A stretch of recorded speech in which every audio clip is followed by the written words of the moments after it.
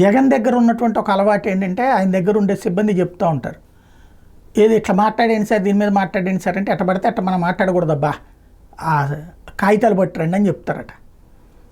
ఆ కాగితాలు వచ్చేదాకా మాట్లాడరు. అందుకని మొన్న అసెంబ్లీ వేదికగా చంద్రబాబు చేసినటువంటి విమర్శలు, విధ్వంసకారుడు ఇలాంటి వ్యాఖ్యలకు సంబంధించి ఆన్సర్ ఇవ్వడానికి 3 రోజులు పట్టింది. కాగితాలన్నీ తీసుకుని సోషియో ఎకనామిక్ సర్వే కాగితాలను ఎదురుగుండా పెట్టుకుని ఇదిగో బాబు అబద్ధాలు చెప్తున్నారు అంటూ లెక్కలు చెప్పేటటువంటి ప్రయత్నం చేశారు.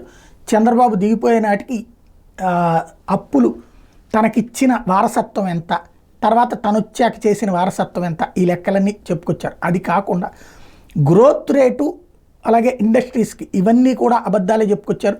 ఓ పక్కన సోషియో ఎకనామిక్ సర్వేలోనేమో పేపర్లో చంద్రబాబు రిలీజ్ చేసిన పేపర్లోనే ఒక ఫిగర్ ఉంది, నోటితో మరొక లెక్క చెప్తున్నారు, అబద్ధాలని చెప్తున్నారు అన్నటువంటి దాన్ని హైలైట్ చేస్తూ అందులో ఏదైతే వృద్ధి రేటుకు సంబంధించి చంద్రబాబు టైంలో 2014-19 మధ్యలో 11.92% ఉంటే తన హయాంలో అంటే చంద్రబాబు గారు చెప్పింది 13.5% తన హయాంలో ఉంటే బాబు గారి టైంలో 10.5% జగన్ టైంలో అభివృద్ధి రేటు ఉంది అంటే, లేదు అప్పుడు చంద్రబాబు టైంలో 11.92% మాత్రమే ఉంది, తన హయాంలో 12.6% వృద్ధి రేటు ఉందని ఓ పక్కన సోషియో ఎకనామిక్ సర్వేలో 333వ పేజీలో ఉంది చూసుకోండి అంటూ లెక్క చెప్పుకొచ్చారు.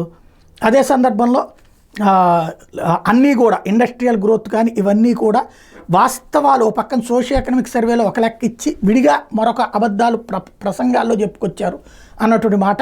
ఆధారాలు ఇవిగో అంటూ ప్రెస్ కాన్ఫరెన్స్లో పవర్ పాయింట్ ప్రజెంటేషన్ పెట్టి మరీ చూపించి చెప్పుకొచ్చారు.